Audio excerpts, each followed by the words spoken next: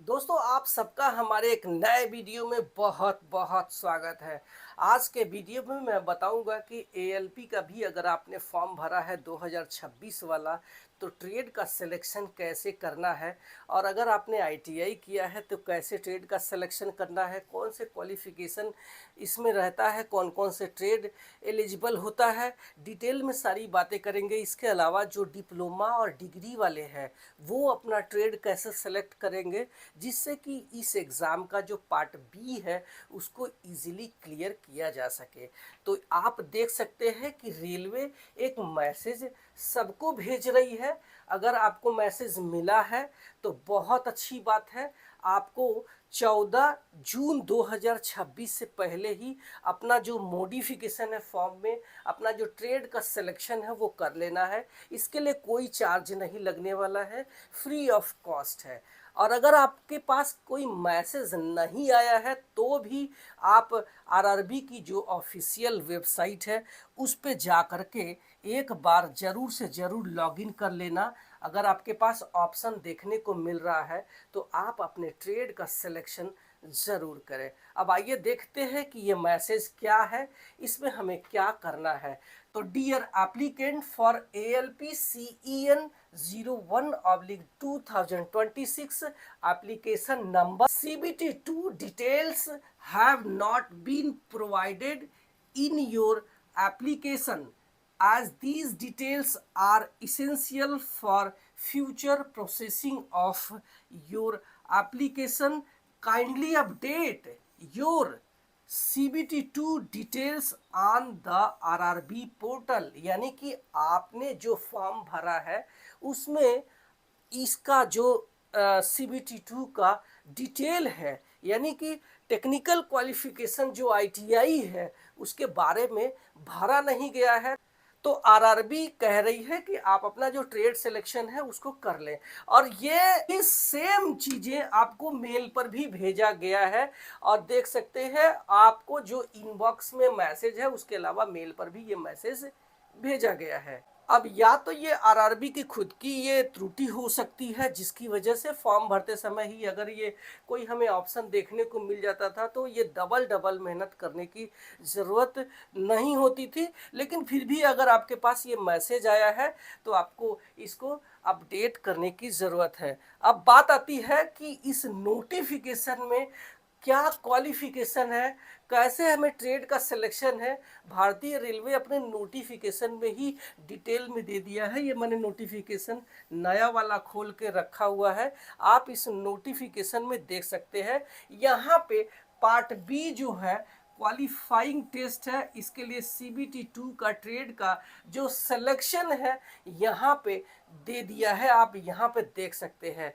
तो इससे पहले एक बार हम लोग इसके क्वालिफिकेशन देख लेते हैं कि ALP का जो क्वालिफिकेशन है कैसे कौन कौन लोग इसके फॉर्म भर सकते हैं, इसमें जो है हमें देखना जरूरी है। तो matriculation and SSC from ITI from recognized institution of NCBT SCBT in the trades fitter, electrician, instrument mechanic, millwright, maintenance mechanic, mechanic radio TV, electronic mechanic, mechanic motor vehicle, wireman, tractor mechanic, armature, coal winder, mechanic diesel, heat engine Turner, machinist, refrigeration, air conditions mechanic. यानी कि आप इनमें से किसी एक trade में से ITI किया है तो इसका फॉर्म भर सकते हैं। इसके अलावा अगर आपने इन्हीं ट्रेड में से किसी एक ट्रेड में आपने रेलवे से अप्रेंटिस कर लिया है तो इसका फॉर्म भर सकते हैं। ऐसा बिल्कुल भी नहीं है कि आपने वेल्डर से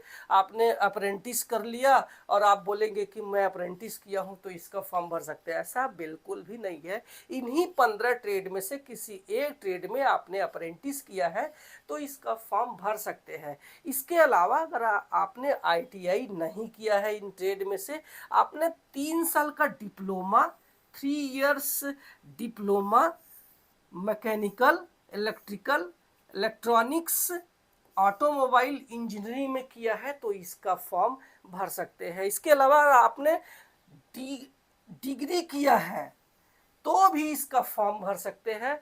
आपको इसमें अलाउ किया है आईटीआई की जगह पे, आप यहाँ पे देख सकते हैं।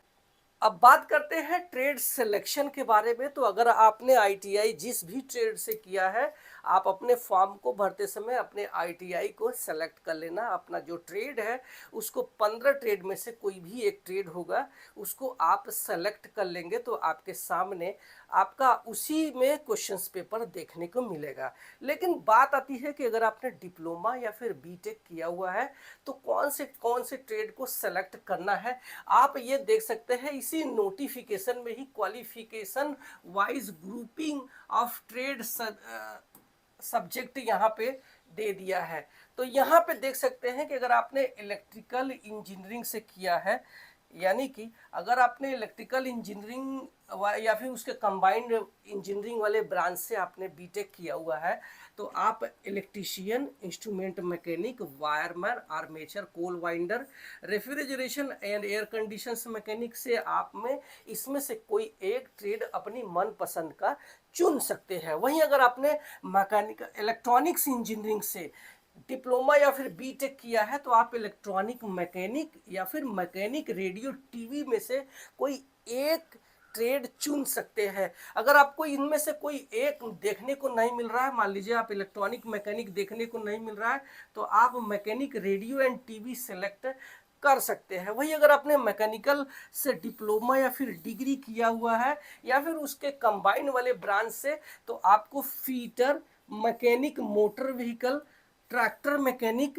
Mechanic diesel Turner machinist, refrigeration and air conditioning mechanic, heat engine, mill right maintenance mechanic, इनमें से किसी एक ट्रेड को सेलेक्ट कर लेना है। मान लीजिए आपको हीट इंजन देखने को नहीं मिल रहा है, तो आप इससे मिलता जुलता कोई भी अपना जो मनपसंद ट्रेड है उसको सेलेक्ट कर सकते हैं, चाहे वो फीटर हो, चाहे आपका मिल राइट मेंटेनेंस मैकेनिक हो। इसमें से कोई एक ट्रेड जो आपको दिख रहा है उसको सेलेक्ट करके आप अच्छे से तैयारी करते हैं तो आपका सिलेक्शन हो सकता है। इसी तरीके से अगर आपने ऑटोमोबाइल इंजीनियरिंग से आपने डिप्लोमा या फिर डिग्री किया है तो आप mechanic motor vehicle, tractor mechanic, mechanic diesel, heat engine, refrigeration and air conditions mechanic, इसमें से कोई एक चुन सकते हैं। ये आपके सामने ये ऑप्शन देखने को मिलेगा।